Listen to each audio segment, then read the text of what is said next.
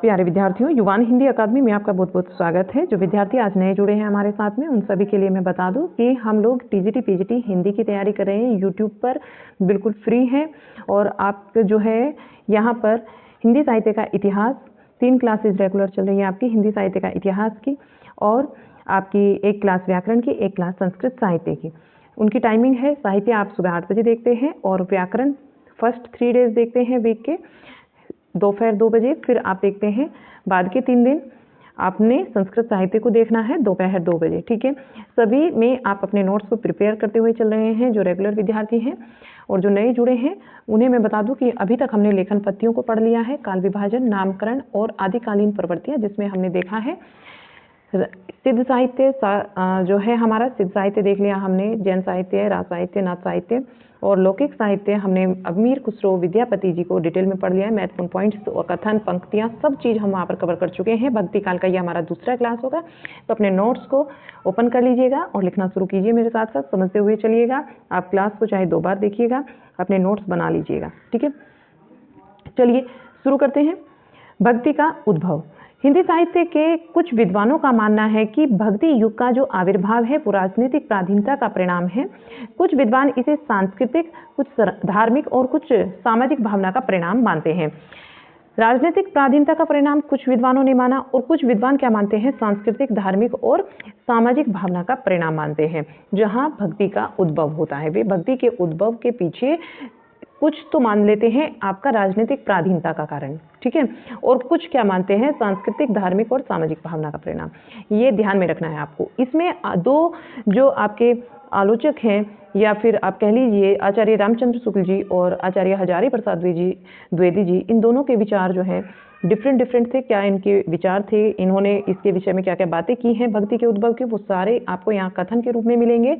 और ये सब चीज़ें आपको ठीक ऐसे ही जैसे मैंने नोट की है, नोट करते हुए चलना है अपने नोटबुक में। आचार्य रामचंद्र शुक्ल जी ने भक्ति आंदोलन के उदय के निम्न कारण बताए हैं। इन्होंने, ये सबसे इंपॉर्टेंट कारण है इनका, ध्यान रखिएगा। यहाँ से क्वेश्चन बनता है कि देश में मुसलमानों का राज्य प्रतिष्ठित हो जाने से हिंदू जनता हताश हुई, निराश हुई और पराजित हो गई थी। क्या हुई थी, हिंदू जनता, मुसलमानों का राज्य जब प्रतिष्ठित हो गया था, सत्ता का उलटफेर हो गया था, तो हिंदू जनता निराश, हताश और पराजित हो गई थी। उनके सामने उनके देव मंदिर गिराए जाते थे और मूर्तियां तोड़ी जाती थी, पूज्य पुरुषों का अपमान होता था, वे कुछ भी नहीं कर सकते थे। ऐसी स्थिति में अपनी वीरता के वे गीत ना तो गा सकते थे और ना ही बिना लज्जित हुए उन्हें सुन ही सकते थे। वे अपनी वीरता के गीत ना तो गा ही पाते थे और ना बिना लज्जित हुए उनको सुन ही सकते थे। आगे चलें। आगे चलकर जब मुसलमान साम्राज्य दूर तक स्थापित हो गया था, परस्पर लड़ने वाले स्वतंत्र राज्य भी नहीं रह गए थे। जब मुस्लिम राज्य जो है वो दूर तक, यानी कि काफ़ी स्थानों तक फैल गया था, काफ़ी एरिया उसने कवर कर लिया था मुसलमानों ने, तो क्या हुआ, स्वतंत्र जो राज्य थे वे भी नहीं रह गए थे। लड़ने वाले जो स्वतंत्र राज्य थे वो बचे ही नहीं थे, बहुत कम थे, और जो थे भी तो वो उतनी पावर उनके पास नहीं थी कि वे उस एक बड़े साम्राज्य का, मुस्लिम साम्राज्य का सामना कर सके। इतने भारी राजनीतिक उलटफेर के पीछे हिंदू जन समुदाय पर बहुत दिनों तक उदासी सी छाई रही। अपने पोरू से हताश जाति के लिए भगवान की भक्ति और करुणा की ओर ध्यान ले जाने के सिवाय दूसरा मार्ग ही क्या था। ये राजनीतिक परिस्थिति थी उस समय की, तो यहाँ पर मेंशन भी की गई है, ये ध्यान रखना है आपको, इस तरीके से ही लिखना है। फिर आचार्य रामचंद्र शुक्ल जी कहते हैं कि जिस समय मुसलमान भारत में आए उस समय संपूर्ण धर्म का बहुत कुछ ह्रास हो चुका था। जिस समय मुसलमान भारत में आए थे, जो धर्म था उसका बहुत कुछ ह्रास हो चुका था, बहुत कुछ हानि हो चुकी थी। परिवर्तन के लिए बहुत बड़े धक्कों की आवश्यकता थी। परिवर्तन के लिए क्या था, बहुत बड़े धक्कों की आवश्यकता थी। फिर आचार्य हजारी प्रसाद द्विवेदी जी ने शुक्ल जी के मत से असहमति व्यक्त करते हुए कहा कि भक्ति भावना प्राजित मनोवृत्ति की उपज नहीं है। भक्ति भावना क्या नहीं है, प्राजित मनोवृत्ति की उपज नहीं है कि मुसलमान जो साम्राज्य है, मुसलमानों का वो साम्राज्य स्थापित हो रहा है, भक्ति भावना उसकी उपज तो नहीं है, और ना ही इस्लाम के ब्लात प्रचार के परिणाम स्वरूप उत्पन्न हुई है। द्विवेदी जी कहते हैं ना तो ये प्राजित मनोवृत्ति की उपज है और ना ही ये इस्लाम के ब्लात प्रचार के परिणाम स्वरूप उत्पन्न हुई है। उनका तर्क यह भी है कि मुसलमान सदा से आशावादी जाति रही है। हिंदू जो है, हिंदू सदा से ही आशावादी जाति रही है तथा किसी भी भक्ति कवि के काव्य में, किसी भी भक्ति कवि के काव्य में निराशा का पुट नहीं है। किसी भी जो भक्ति काल का कवि है उसके काव्य में निराशा का पुट नहीं है। ये आपको यहाँ पर बाय मिस्टेक टाइप हुआ है, इसको हटाना है और ठीक ऐसे लिखना है जैसे अभी आपको दिखाई दे रहा है। किसी भी भक्ति कवि के काव्य में निराशा का पुट नहीं है। आगे चलते हैं। आचार्य हजारी प्रसाद द्विवेदी जी भक्ति आंदोलन को भारतीय चिंतन धारा का स्वाभाविक विकास मानते हैं। लोक धर्म की शक्ति से ये जोड़ते हैं इसको, और इस्लाम तथा हिंदू धर्म के द्वंद्व की अपेक्षा शास्त्र और लोक के द्वंद्व को भी महत्ता ये देते हैं। और ये क्वेश्चन आपका पूछा गया है, ये कथन जो है आपका ये पूछा जाता है किसका है, पीजीटी 2021 में आता है और टीजीटी 2013 में आता है। फिर से देख लीजिएगा। आचार्य हजारी प्रसाद द्विवेदी जी कहते हैं कि भक्ति आंदोलन को भारतीय चिंतन धारा का स्वाभाविक विकास मानते हुए हजारी प्रसाद द्विवेदी जी भक्ति आंदोलन को भारतीय चिंतन धारा का स्वाभाविक विकास मानते हुए लोक धर्म की शक्ति से जोड़ा और इस्लाम तथा हिंदू धर्म के द्वंद्व की अपेक्षा शास्त्र और लोक के द्वंद्व को महत्ता दी। किसने दी है? द्विवेदी जी ने दी है। अब द्विवेदी जी आगे क्या बोलते हैं, यह बात अत्यंत उपहासास्पद है। द्विवेदी जी के अनुसार यह बात अत्यंत उपहासास्पद है कि जब मुसलमान लोग उत्तर भारत में मंदिर तोड़ रहे थे उसी समय अपेक्षाकृत निरापद दक्षिण में भक्त लोगों ने भगवान की शरणागत की प्रार्थना की। ये कहते हैं कि मंदिर तो तोड़े जा रहे थे। अगर शुक्ल जी की बात को देखा जाए तो साम्राज्य मुसलमानों का फैल रहा था उत्तर में, और भक्ति कहाँ पनप रही थी? भक्ति पनप रही थी दक्षिण में। मंदिर तोड़े जा रहे थे उत्तर में और भक्ति पनप रही थी दक्षिण में, तो ये तो सरासर गलत है। ये क्या कहते हैं कि यह बात अत्यंत उपहासास्पद है कि जब मुसलमान लोग उत्तर भारत में मंदिर तोड़ रहे थे उसी समय अपेक्षाकृत निरापद दक्षिण में भक्त लोगों ने भगवान की शरणागत की प्रार्थना की। मुसलमान के अत्याचार के कारण यदि भक्ति की भावधारा को उभारना है या तो पहले उसे सिंध में और फिर उत्तर भारत में प्रकट होना था। और फिर कहाँ प्रकट होना था? उत्तर भारत में प्रकट होना था। पर कहाँ पर हुई वो हुई तो दक्षिण में। आगे देखिएगा। हजारी प्रसाद द्विवेदी जी के अनुसार अगर इस्लाम नहीं आया होता तो भी साहित्य का बारा आना ठीक वैसा ही होता जैसा कि आज है। इंपॉर्टेंट है, पूछा गया है, एग्जाम में आया हुआ है, तो आपको नोट डाउन करना है। क्या कहते हैं ये कि अगर इस्लाम नहीं आया होता तो भी साहित्य का बारा आना ठीक वैसा ही होता जैसा आज है। स्टार मार्क कर लीजिएगा। दूसरी ओर आचार्य रामचंद्र शुक्ल भक्ति को दक्षिण से आई हुई मानते हैं। भक्ति का जो सोता दक्षिण भारत से, शुक्ल जी क्या कहते हैं? शुक्ल जी ये कहते हैं कि मुसलमानों के आक्रमण के कारण लोगों जो हैं वो बहुत ज़्यादा हताश हो गए थे। वे ना तो अपने गुणों को गा सकते थे, ना ही अपने वे गीतों का बखान कर सकते थे। ठीक है, तो वहाँ से भक्ति उपजती है। जब वे बहुत ज़्यादा हताश हो गए थे, दुख में मतलब दुख जो है उनके अंदर मन तक भरा पड़ा था, तो वहाँ से भक्ति फूटती है। दूसरी ओर वे ये भी कहते हैं कि शुक्ल जी भक्ति को दक्षिण से आई हुई मानते हैं। कहते हैं कि भक्ति का जो सोता दक्षिण की ओर से धीरे धीरे पहले से चला आ रहा था, उसे राजनीतिक परिवर्तन के कारण शून्य पड़े जनता के हृदय में फैलने के लिए पूरा स्थान मिला। इंपॉर्टेंट कथन है आपका। कथन पूछा जाता है कि किसने कहा है। ठीक है, तो ध्यान में रखेंगे। आगे चलते हैं। आचार्य हजारी प्रसाद द्विवेदी ने कहा, इन सब का अर्थ यह नहीं है कि मुसलमानी धर्म का कोई प्रभाव साहित्य पर नहीं पड़ा।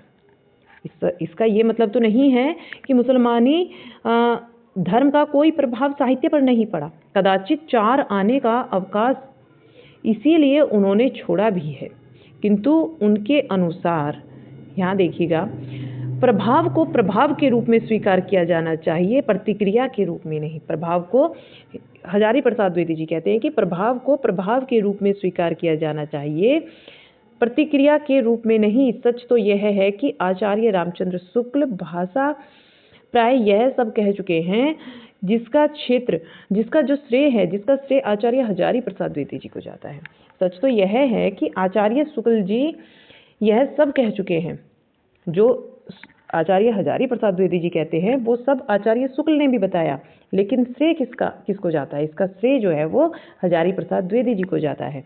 अंतर बस यह है कि शुक्ल जी ने जो कहा है, क्यों जाता है इनको श्रेय? अब देखिएगा, अंतर ये है कि जो शुक्ल जी ने कहा है उसका विस्तार नहीं किया, उसका उन्होंने विस्तार नहीं किया, कह दिया लेकिन उसका विस्तार नहीं किया, और जो गलत कहा उसी के आधार पर उनकी धारणाओं का मूल्यांकन होने लगा। फिर भी भक्ति के संबंध में आचार्य शुक्ल की अपेक्षा आचार्य हजारी प्रसाद द्विवेदी की मान्यताएं अधिक तर्कपूर्ण हैं। आचार्य शुक्ल जी की अपेक्षा आचार्य हजारी प्रसाद द्विवेदी जी की जो मान्यताएं हैं वो अधिक तर्कपूर्ण हैं। वस्तुतः भक्ति काल का आज साहित्य प्राचीन दर्शन प्रवाह की एक अविच्छिन्न धारा है। वस्तुतः क्या है, भक्ति काल का जो साहित्य है वो प्राचीन दर्शन प्रवाह की एक अविच्छिन्न धारा है। डॉक्टर सत्येंद्र के अनुसार, सत्येंद्र क्या बोलते हैं, सत्येंद्र की एक दो पंक्तियां हैं, इनको जरूर ध्यान रखेंगे कि भक्ति द्रविड़ उपजी लाए रामानंद, भक्ति द्रविड़ उपजी लाए रामानंद, प्रकट करी कबीर ने सप्तदीप नवखंड। इंपॉर्टेंट पंक्ति है और पूछ लिया जाता है कि ये पंक्ति जो है वो किसने कही है। आगे चलिएगा। भक्ति आंदोलन एक आकस्मिक घटना नहीं है। भक्ति आंदोलन क्या नहीं है, एक आकस्मिक घटना नहीं थी, क्योंकि इसकी पृष्ठभूमि भीतर कई शताब्दियों से तैयार हो रही थी और इस्लाम के भारत आगमन ने इसके लिए चिंगारी का काम किया। जब इस्लाम जो है भारत आया, उसने भक्ति के लिए क्या किया, एक चिंगारी का काम किया और यह व्यापक जन आंदोलन एक व्यापक रूप में फूट पड़ा। ये जो व्यापक जन आंदोलन था, बहुत बड़ा जन आंदोलन था, ये एक व्यापक रूप में फूट पड़ा। भक्ति आंदोलन के उदय के अनेक कारण थे, यह किसी एक कारण का परिणाम नहीं था। भक्ति आंदोलन जो है इसके उदय के अनेक कारण थे और कोई एक कारण इसका परिणाम नहीं था। इसके कुछ प्रमुख भिन्न भिन्न कारण थे, जैसे कि जटिल हिंदू धर्म, हिंदू धर्म में पनपे दोष, जटिल हिंदू धर्म, ध्यान रखेंगे, हिंदू धर्म में पनपे दोष। थर्ड नंबर पर आता है हिंदू धर्म को जनवादी बनाने की आवश्यकता। 4 मुस्लिम आक्रमण, इस्लाम का प्रचार प्रसार व इस्लामी शासकों का अत्याचार। 5 नंबर पर हिंदू धर्म व समाज का विघटन, हिंदू धर्म और समाज का विघटन। सूफी संतों का प्रभाव, सूफी संतों का प्रभाव। आगे निष्कर्ष क्या निकलता है, इसका निष्कर्ष जो हमने अभी बहुत सारे पॉइंट्स देखे, कथन देखे, उनका निष्कर्ष क्या निकलता है। निष्कर्ष है कि हिंदी साहित्य में भक्ति आंदोलन का प्रारंभ दक्षिण भारत के आलवर भक्तों की परंपरा में हुआ। निष्कर्ष क्या निकलता है कि जो भक्ति का प्रारंभ होता है, भक्ति आंदोलन का जो प्रारंभ होता है वो दक्षिण भारत में आलवर भक्तों की परंपरा से आरंभ होता है। फिर उत्तर भारत की राजनीतिक परिस्थितियों ने इस आंदोलन के प्रचार प्रसार में महत्वपूर्ण योगदान किया है। उत्तर भारत की जो राजनीतिक परिस्थितियां थी उसने भी, उस राजनीतिक परिस्थिति ने भी इस आंदोलन के प्रचार प्रसार में महत्वपूर्ण योगदान किया है। नेक्स्ट पॉइंट है कि मुस्लिम शासकों की धर्मांधता और इस्लाम के बलात् प्रचार एवं कट्टर धार्मिक नीति ने, इस्लाम के मुस्लिम शासकों की जो धर्मांधता थी ये और इस्लाम के बलात् प्रचार के और कट्टर धार्मिक नीति ने भी क्या किया है, उत्तर भारत की हिंदू जनता में भक्ति भाव को दृढ़ता प्रदान की है।